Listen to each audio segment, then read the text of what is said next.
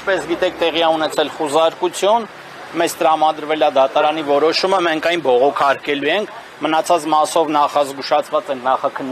նախաքննական գաղտնիքի մասով եւ ավել մանրամասներ չեն կարող դες հաղորդել։ Քննչական կոմիտեն արդեն հայտնել է ինչ վարույթի շրջանակում է խուզարկությունը սկսվել,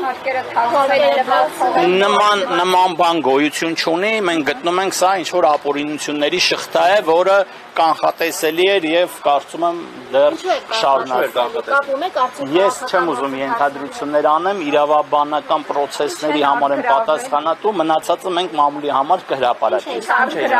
Համակարգիչներ եւ փաստաթղթեր։ Այսինքն բոլոր սենյակներում գրասենյակի այդ խուզարկությունը իրականացվել։ Տարբեր սենյակներից իրականացվել են համակարգիչների եւ փաստաթղթերի առգրավում։ Շնորհակալություն կներեք։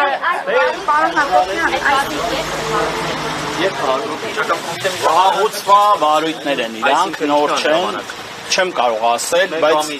չեմ տիրապետում։ Բայց շատ վաղուց, մինչև այս հայտնի դեպքերը հարուցված վարույթներ են դրանք։ Այսինքն նախքան Սամվել Կարապետյանի ձերբակալ 24 թվի վարույթ։ Այսինքն 2 եւ 1 տարվա վաղեմության բաներ են, հա, սրանք։ Մի քանի վարույթներով է, մի վարույթը 23 թվին է, մեկը 24-ի, մեկը ոնց որ թե 25-ի։